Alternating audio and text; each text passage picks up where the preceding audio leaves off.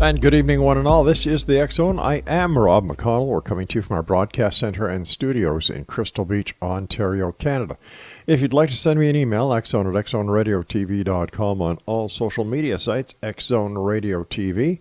And for the broadcast schedule of the X Zone Broadcast Network, visit www.xzbn.net.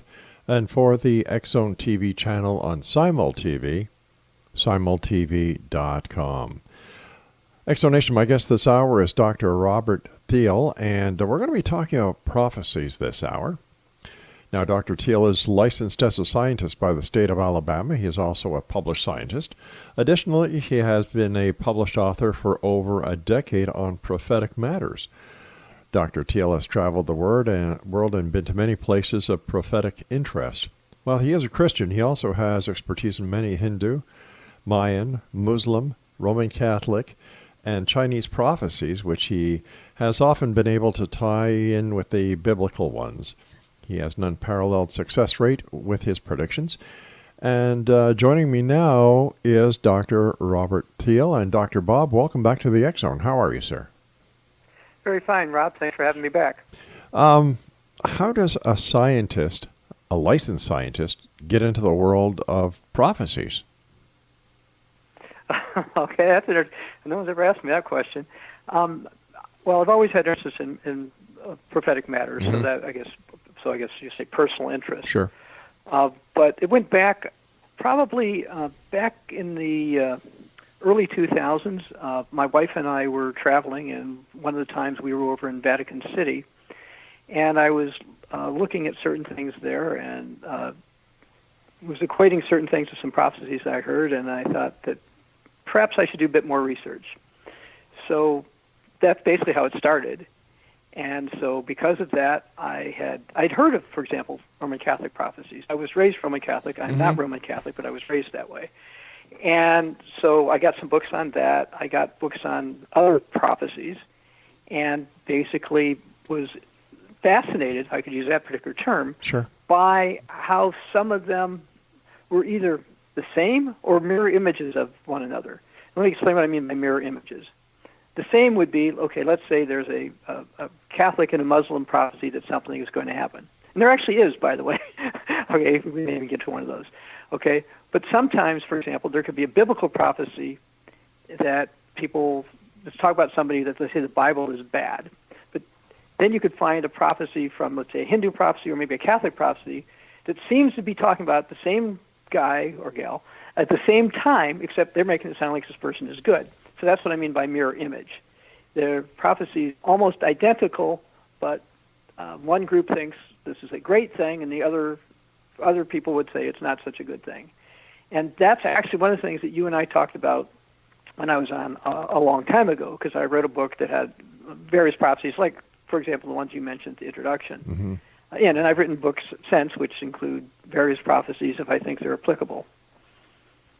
So how do I don't know prophecies... if that answered your question, how I got into it, but anyway, I got doing it that way. It was fine. It was fine. But how do prophecies work? How can anyone tell what's going to happen in the future?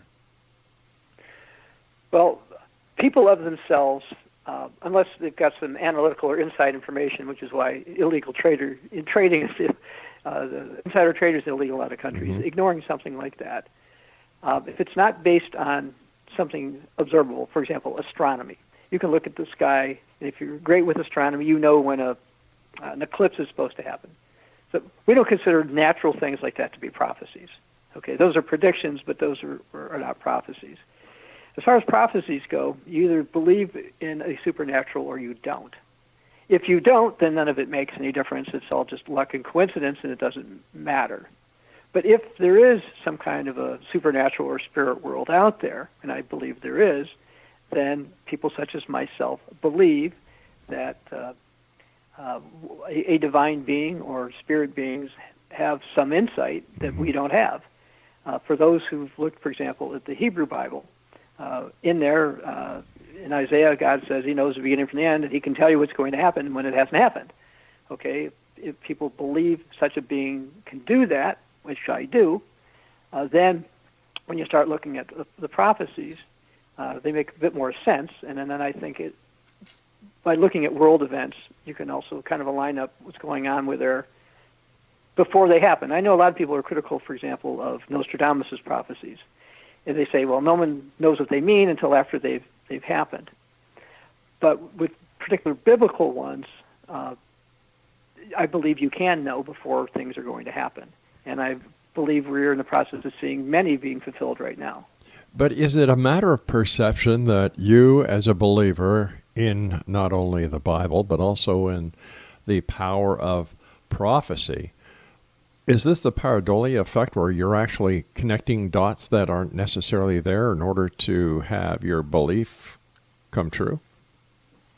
No, well, I guess it depends how you word it. I don't think I'm connecting dots that aren't there, but let me give you an example. Sure. Probably one of the most specific ones that I've wrote down. Back in 2009, I was working on a book related to 2012 and the Mayan prophecies. Right. You and I talked about it a few times when I was on the air back then. I explained why I did not think the world was going to end on December 21st, 22nd, 2012. But I said that doesn't mean there's not other things that are going to happen. One of the things that I wrote, now this was kind of a, if you will, kind of connecting a dot and adding a dot that wasn't necessarily there. And this was kind of looking at world events. And that was, I wrote back in May of 2009 that because there were some issues with the United States GPS system, global positioning satellite system that people use for driving and all that kind of stuff, because there were some gaps there that the United States looked like it was going to have to rely on an upcoming European satellite system called Galileo. Now, when I wrote this, a spokesperson from the United States Air Force said, no, the United States does not have such a problem, and no, you don't have to worry about this. Anybody who says this just doesn't know what they're talking about. Now, I actually had read a report from the United States General Accounting Office, by the way, and it thought that there was a problem. They were looking at budgets and stuff and say, look, you've got to do something. Now, you may not recall this, but I was former Air Force. I was actually in the U.S. Air Force a long time ago, 40 years ago. And so just because a U.S. Air Force spokesperson denied something didn't mean that I accepted it. So as it turns out, after I had the book published, a general from the Strategic Air Command, which is also part of the United States Air Force, went out and admitted, yes, we do have a problem with our GPS system.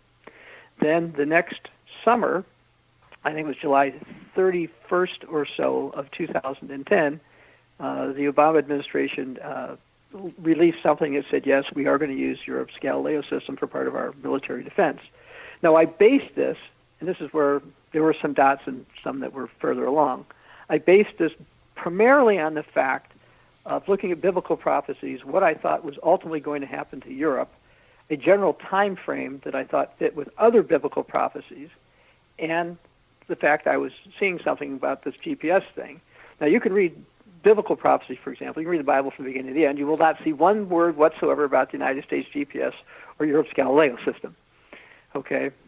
So I'm not saying that was there. But what was there was some information about a power in Europe rising up, being able to eventually take over the strongest military in the world, and that the world would marvel because of this. Well, when I looked at Europe and the United States military at the time, I said, wait, this isn't possible because the United States couldn't be taken over by Europe. And I said, well, the only way it could happen would be with technology. And then that's kind of how it all fell into place in my mind. Now, as it turns out, Europe's Galileo system is supposed to go live next year. And originally, when it was proposed, the United States and the UK were opposed to it because they thought it could be some kind of a strategic risk. But as it turns out, because of the Brexit vote, the European Union has told the UK they can't. They can use it, but not the military part. They're going to kind of keep it away from them. So that's, I guess, a little broad, as opposed to specific. But my specific deduction, if you will, from prophetic writings I read, led me to that conclusion, and that's where I came up with that one. All right, Dr. Bob, please stand by. We've got to take our first break. In Nation, Dr. Bob Thiel is our special guest. Let me see. His website is, just a sec here, I just had it, www.cogwriter.com. That's www.cogwriter.com. And we'll be back on the other side of this commercial break as we continue here in the X Zone with yours truly, Rob McConnell. Here in the X Zone, a place where people dare to believe and dare to be heard. It's a place where fact is fiction and fiction is reality. And these are strange times. I'll be back. Don't go away.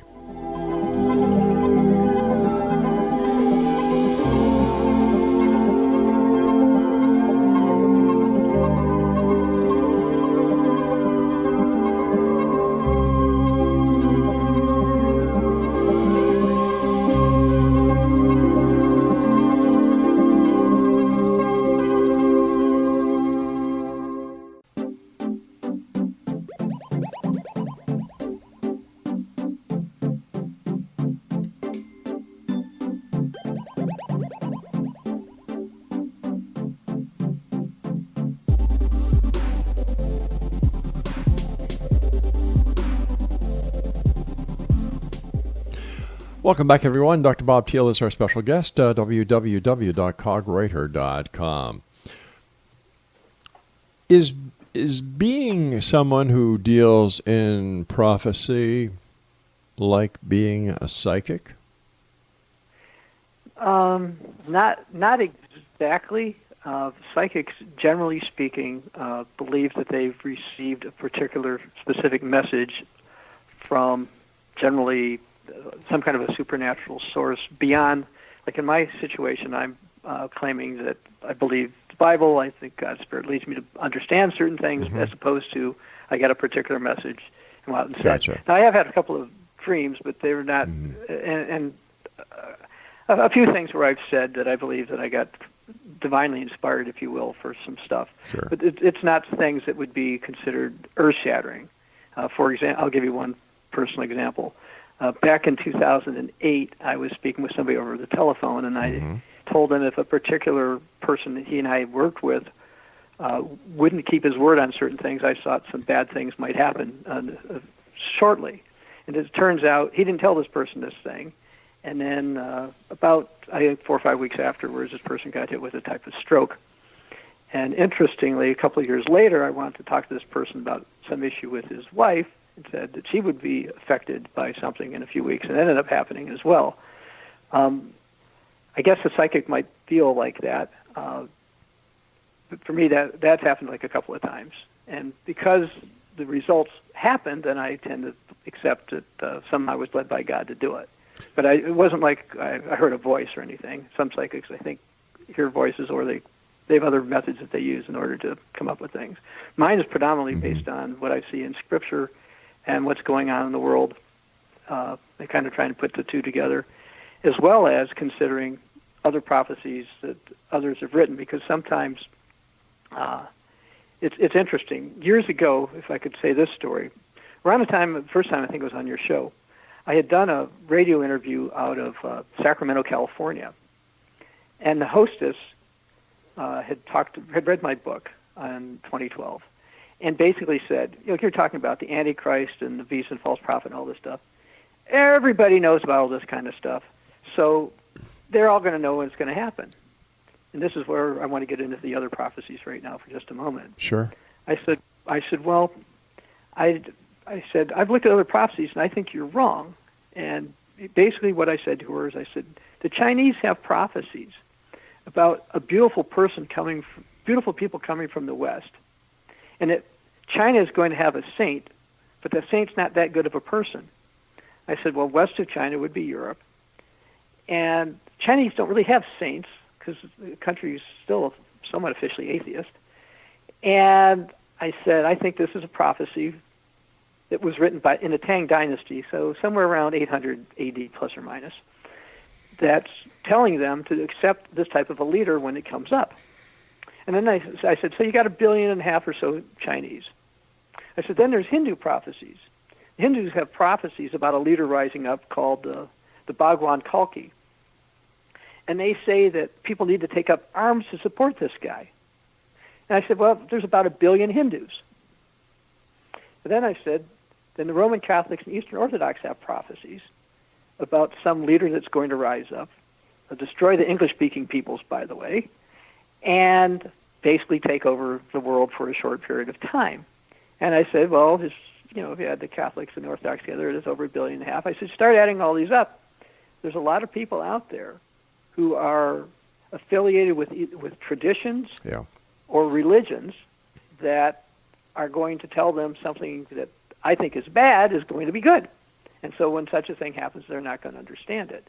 And so this is one of the reasons I was really fascinated a long time ago when I started reading non-biblical prophecies and see how they tied or were sometimes, as I said, the mirror image of biblical ones.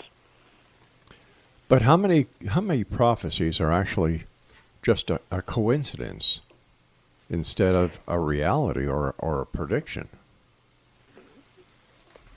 A lot of things. A lot of things can be coincidental. Yeah. I've read stuff about coincidence, and for example, if you're going to flip a coin, how many times you get heads in a row? If somebody's doing this long enough, they'll end up with a run of like 40 or 20 times you get heads in a row, which you'd think could never happen. But for this particular convergence, for example, the one I was mentioning before about a leader rising up and billions of people, according to their traditions or religions, think this is good. And the Bible warns against it. And the Bible says such a leader will deceive the whole world. I don't think that's a coincidence. Now, I don't believe that leader, by the way, has taken power yet. Okay, so it's not like that's happened. Is this the Antichrist? He will work with the Antichrist, yes. Okay.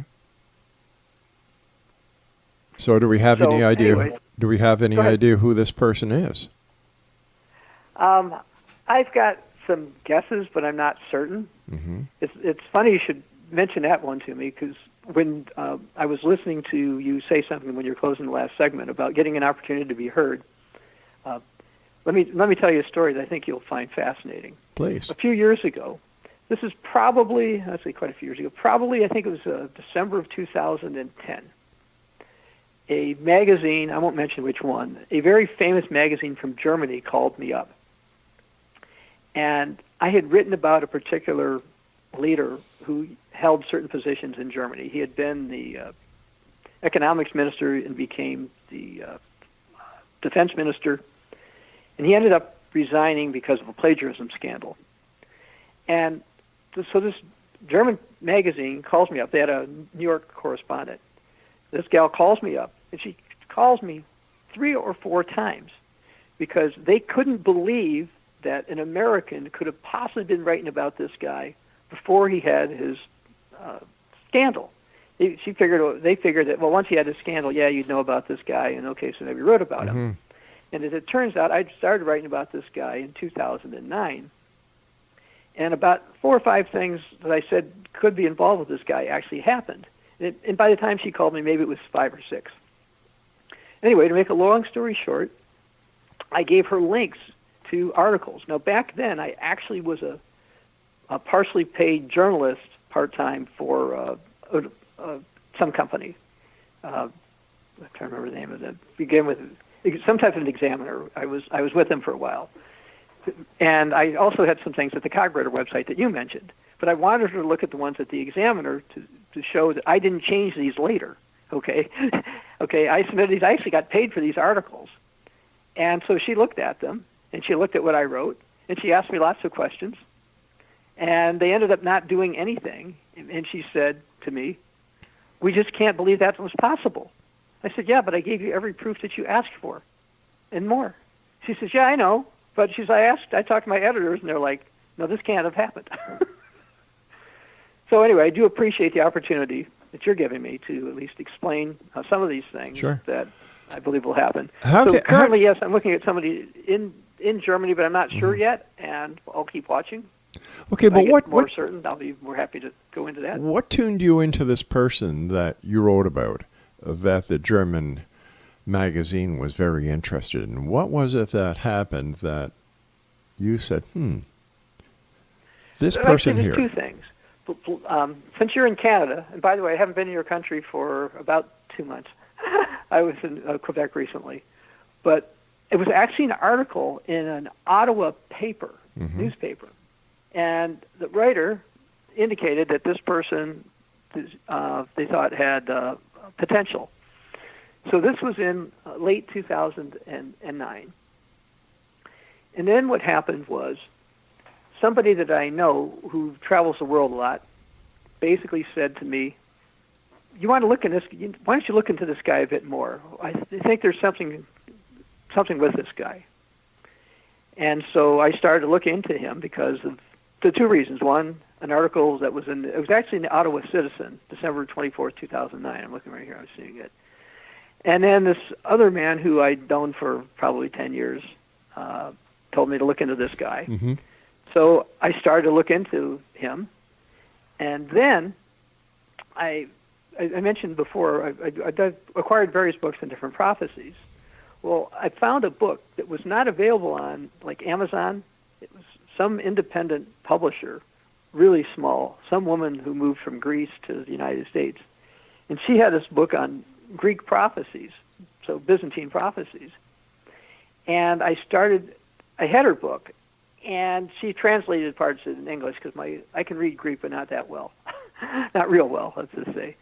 And I saw many of the things that she wrote seemed to point to this particular individual. Then I telephoned her, by the way, and she had somebody else in mind. She thought it was some Spanish guy that this was talking about, and I didn't agree, but she was an elderly lady, and I was polite to her, and she gave me her responses. But I started looking at what that book said and various biblical prophecies and said, well, it could be this individual, and right now I'm just waiting. For example, before this individual had his plagiarism scandal, I had indicated that I thought if he could be the person, he was going to be, someone's going to dispute his reputation. He was going to have a problem. Dr. Bob, we've got to take a hold here. I've got to go for my news break at the bottom of the hour. And Explanation. When we come back, more with my guest this hour, Dr. Bob Thiel. If you'd like to find out more about Bob, visit his website, www.cogwriter.com. This is the X Zone. I am Rob McConnell, and we'll both be back on the other side of this commercial break with the news. Don't go away.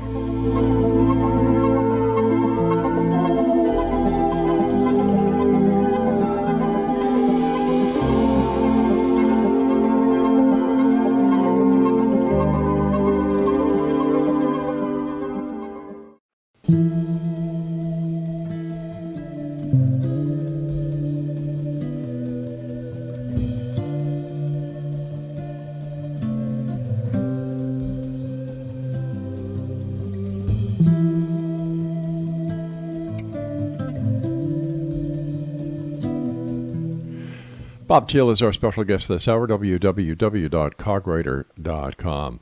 Dr. Bob, one of the books you've written is entitled, I just had it here in front of me, Donald Trump and America's Apocalypse.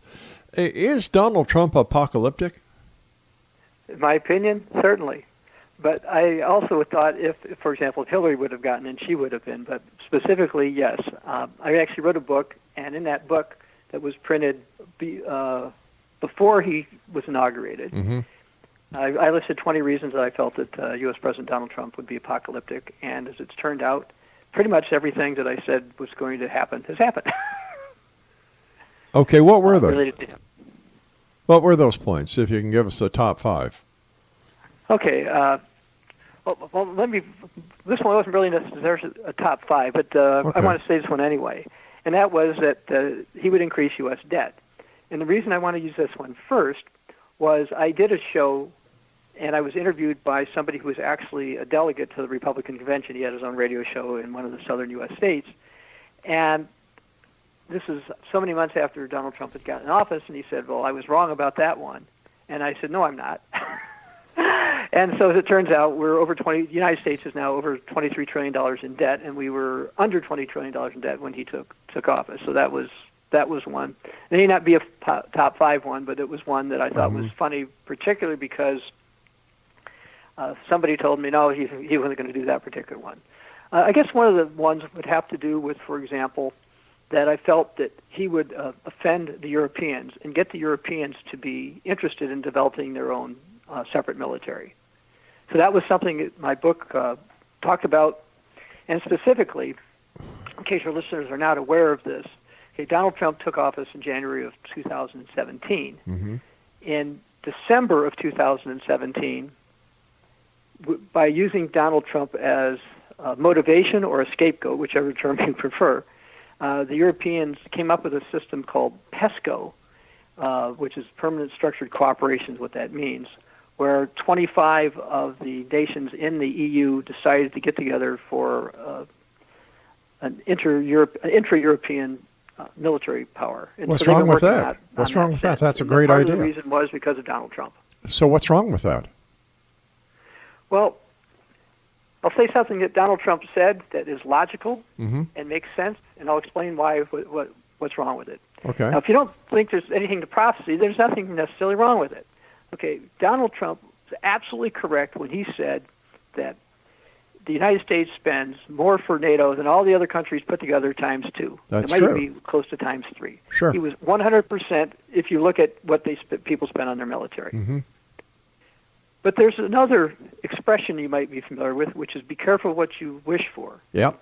See, the belief is, once we get the Europeans to buck up on defense, and by the way, I read something today that apparently Canada and the United States have some issue about that as well, but we'll ignore Canada for this purpose, which I consider a closer ally to the United States, or a real ally to the United States, than I do the Europeans. Well, you see, Canada doesn't charge the United States for the the Air Force bases and the military bases that American troops are on, so I think that Donald Trump was a little bit out of line when he made that statement to Prime Minister Trudeau. Now, if the U.S. wants to pay Canada rent, then I can understand President Trump's position on that. After all, if everyone else is paying 2%, why shouldn't Canada?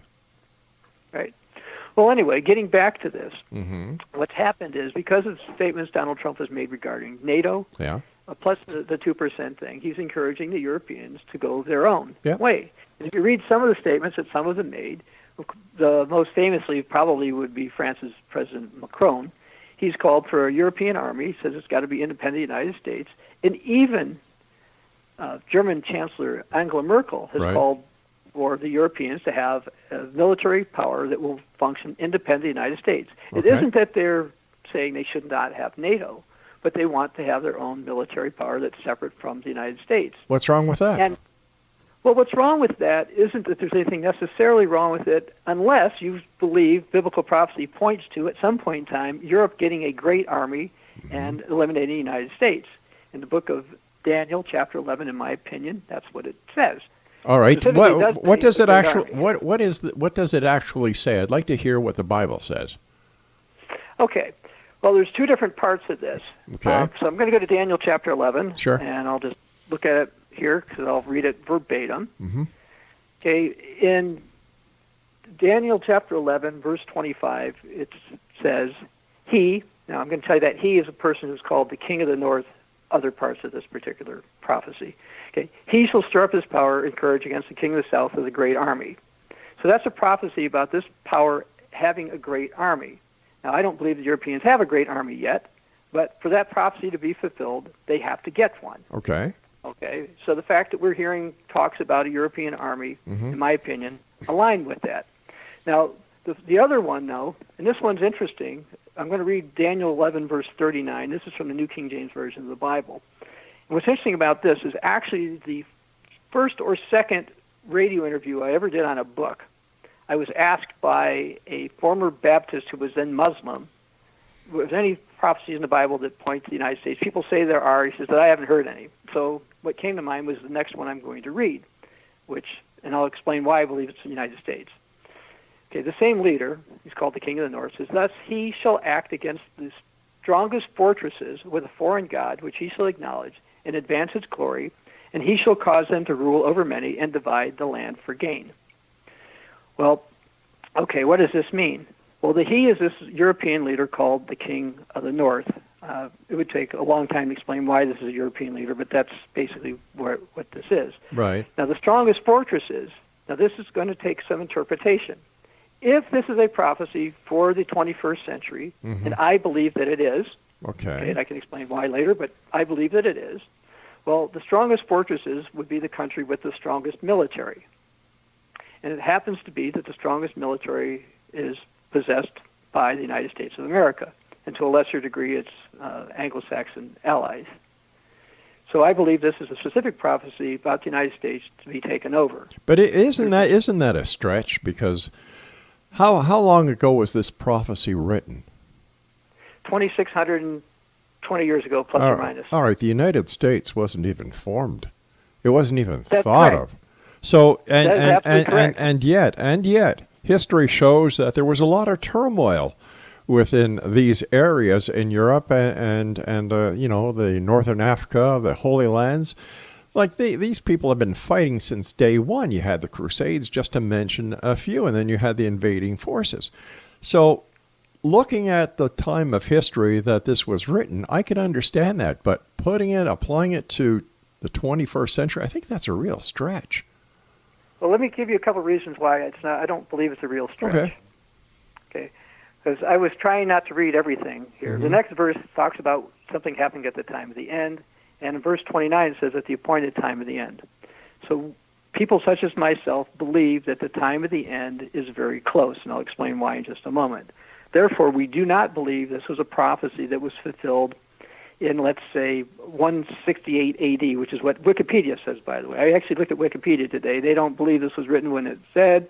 They believe that Daniel wrote this after these events happened, and they say this has all been fulfilled. Okay, that was Wikipedia's take on it when I looked at it earlier today. Okay. Well, people like myself, when we see the time of the end, disagree. There's other passages in the Hebrew Scriptures talking about the time of the end. Now, according to a tradition that is assigned to the school of the prophet Elijah, Jews anciently and early Christians believed that God had essentially a 6,000-year plan. Essentially 6,000 years after Adam and Eve left the Garden of Eden, the end would come, Jesus would return, or God would return, or come, and set up a millennial paradise. That was basically the belief. Of course, the Jews who weren't Christian didn't believe Jesus was going to come, but this was the basic belief. And I've got articles and details on how you calculate all that stuff. Well, if you look at all of this stuff, basically you're coming up to a time period somewhere in the 2020s or the latest 2030s. Mm-hmm. Therefore, that would be the time of the end, and so forth. At the time of the end, who's got the strongest fortresses? Well, the United States, unless something happens in the next couple of years. But once again, So all I'm seeing here is a stretch. Like, what is the proof? It's nice to say, based on what I believe, what is the proof, the empirical proof? Well, I don't know if you would consider it empirical proof, but I would say that the fact that the Europeans are openly talking about having a military independent of the United States, developing their own army, spending time on their development of their own technology, I believe that is ancillary support for the fact that this is in the process of happening. But that's nothing it's not new. Happening Germany, yet, and I don't think it's not going to happen in the next couple of years either. They're not. Right. They're not ready. Okay, but look, during World War II, Italy had its own army, France had its own army, Germany had its own army. Like, they didn't depend on the United States. The United States went into World War II and fought with these other armies. So I can't buy into that prophecy. Okay, well, again, this prophecy says it's for the time of the end, and those of us who believe that God has a 6,000-year plan, which again would take too long to go through. All right, listen, we've got to take our final break, so please stand by. When we come back, I have a few more questions on this because I find I find it rather argumentative, because what you're telling me is based on belief in a philosophical book that isn't universally accepted. We'll be back on the other side of this break. Don't go away.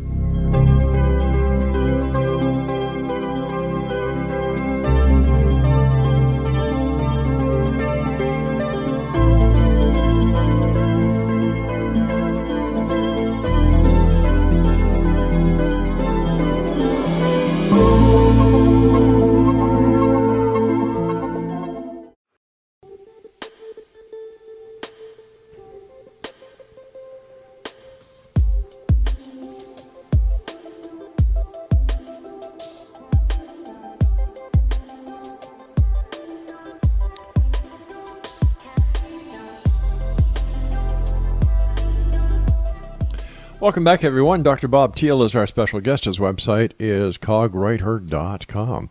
All right, here's where I have the problem with this entire end of the world scenario that is in the Bible. If these prophecies were written that they can pinpoint exact places and times, that's one thing. Let's put that aside for now. But the Bible is just one book of many religious philosophies. So how can we take everything that is in the Bible as fact if there are other religions out there who don't believe in what is in the Bible, and they don't even mention what is in the Bible in their religious philosophies? Now, if this was real, would the events not be mentioned in all of the religious philosophy books? Well, according to the Bible, would be no. But that's according to the Bible. But what about the people? I know. Okay, I'm trying to figure out how. I'm trying to answer your questions one part at a time. Okay, here. I appreciate that. Okay. I believe, and again, you're going to call it belief again. Mm-hmm. I believe that I've proven Scripture to be accurate. Now, other people could look at the same facts and come up to their own different conclusions, and I understand and accept that could happen, because that does happen all the time. Sure. Okay. So people such as myself believe the Bible. Let me give you another example. Okay. I wrote a book called Proof Jesus is the Messiah. It came out several months ago. Okay. And in it, I cite a couple hundred Hebrew prophecies that the New Testament says that Jesus fulfilled. Now, a lot of people will look at that kind of thing and say, that's nonsense. The gospel writers intentionally just wrote these things down to make it look like Jesus fulfilled that. So that is an explanation. Now, I don't agree with that explanation, but that is an explanation. Mm-hmm. And that explanation itself would seem reasonable, except when you also look at, for example, prophecies that Jesus made that were fulfilled outside of the Bible. And I've not seen something like that, or I'm unaware of something like that, let's say with the Quran or some of the other religious books that you might be familiar with. So I personally believe that I've been able to prove the Bible. The Bible actually says, prove all things to hold fast what is good. A lot of people don't believe they're supposed to prove anything. They just think it's just simply blind faith. And, well, isn't it blind? Go ahead. Isn't the fact that you have kept on saying, I believe, and then you'd go on to making your point. So isn't the fact that you believe that the word of the Bible is true, doesn't that come to the point that you believe unequivocally? The answer, I think, is yes, although I'm not sure what you're actually asking. It's very simple. All right. Let me put it as simple as I can. We know the first 4 books of the Bible were written by Moses. God did not write any part of the Bible. It was all written by man. Yes. Okay. Yes. Okay. And according to the Bible and those who believe, there's only one God. Am I correct? Yes. Then why does it say in the very first book, Genesis, and God said, "Let us make man in our image"? Why was the plural used? Okay, I'd be happy to answer that question. Okay. Okay. When we believe in one God, we actually hold what's considered a binitarian view of the Godhead. We believe God is one family. Okay, which consisting of right now the Father, the Son, or and the Holy Spirit. No, we don't consider the Holy Spirit to be God. We are not non-Trinitarian. But isn't it part of the God's family if you're putting that context into the us and we? We do not. We consider that the Holy Spirit is the power of God. It was not determined by the Greco-Romans to be a for sure member of the Godhead. It's the Council of Constantinople in 381 A.D. And there's another thing. The different councils. The Council of Nicaea, for example, when all these changes were made. How, if this is the true word of God, why would these words be changed? What was taken out? What was edited? We don't know. Okay, well, with the particular council, according to even Catholic scholars, people of my religious persuasion were not invited to that particular council. And the decisions they made, we don't hold to them. Okay, for example, at the Council of Nicaea, one of the biggest issues was changing the date of Passover from the 14th of Nisan to Sunday. We still keep the 14th of Nisan, so we didn't accept that that council had authority from God to change anything. If that answers your question on that. Well, yes and no. Yes and no. Because my personal interpretation of the Bible, and I've read the Bible extensively, is that it is a book that fulfilled an emptiness in the evolution of man at that time. It gave you the 10 Commandments, which are 10 basic laws. Laws that we still enforce today. The fact that Moses wrote the first 4 books, God didn't, that opens up a whole nest egg of questions. Did Moses make a lot of this up? How do we know it really happened? Wait a minute, we know it happened because we believe it did. And then when you look at God himself, like, do you have any children, Bob? Yes. I have 6 children. I have 12 grandchildren.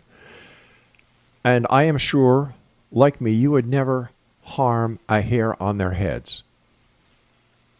And yet, this God, the Creator, who created all according to the Bible, he goes out and kills his own children merciless. You've got the Sodom and Gomorrah that was destroyed. You've got the Egyptians that were destroyed chasing Moses. And the list goes, and the list goes on and on and on. Now, if God was a person and God did this, he would be arrested, thrown in jail, and the key would be thrown out.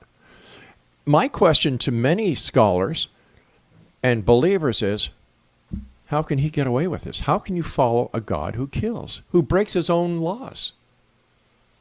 That's why I do not give the Bible the credit that so many do, because it contradicts itself constantly. It's... how do you want? Yeah, sure, go ahead. Okay, I don't believe the Bible contradicts itself. I also believe... Wait a sec. Thou shalt not kill. Sodom, Gomorrah. He didn't say he couldn't kill. But why should he? The Bible actually says because God was the creator, and the Bible, a couple of places say something to the effect: the piece of pottery doesn't say to the pottery maker, "Why did you do this?" or "Why did you do this?" So wait a minute. So what you're saying is, just because God created us, he could kill us. I believe that everything God does. Is that a yes, or is that a yes, or is that a yes, or is that a no? Gomorrah that you mentioned, Jesus actually said it would be more tolerable for those people in the in the ages to come than the people who were not paying attention to what he said. Thus, the Bible is teaching essentially that God had those people eliminated for their own good. Oh. They will come up later, and I believe that they will therefore actually get salvation. That's a whole other subject. But our church is a little different than ones you're probably thinking of or familiar with. We actually believe almost everybody who ever lived will be saved. And this is one of the reasons why God had certain people killed at certain times or whatever. Because it would be better for them in the long run, believe it or not. So why wouldn't that... You and I look at our kids and say, okay, we obviously wouldn't kill our children, but we can't resurrect them, but God can. How do we know that? That's a beautiful story. That is a wonderful story. But there's no fact to substantiate the belief. Well, I do think there's fact to substantiate the belief. There's, I think, sufficient evidence, for example, that Jesus was resurrected. Where's the evidence? There were many eyewitnesses were willing to die because of this. Well, wait a minute, but where is the evidence? That is hearsay. what kind of evidence do you want for what happened roughly 2,000 years ago? What for you would constitute evidence? Well, first of all, I don't believe everything I'm told, number one. Number two, in today's society, you better not believe everything you're told. Because a lot of people don't tell you the truth. Exactly, including the church. I know God, Jesus said, "Suffer little children to come unto me, for thine will be the kingdom of heaven." And it seems that many priests and members of the clergy have taken that to the extreme. So come on. I think that the book was written for a time way before we actually knew what the truth about the world was, the truth about life was, the truth about science. And it was a way to try and make sense of how we were formed, where we came from, where we're going to go, what happens to us when we die. And Bob, I'd love to carry this conversation on, but you and I must say so long for tonight. And Exonation, if you would like more information about our guest this hour, Dr. Bob Thiel, visit his website at www.cogwriter.com. I'll be back on the other side of this commercial break with the news as we continue here in the X Zone with yours truly, Rob McConnell, from our broadcast center and studios in Crystal Beach, Ontario, Canada. And I know there's many of you out there thinking right now that I'm going to hell when I die. Hey, listen, you're not the first person who will think that, and you won't be the last.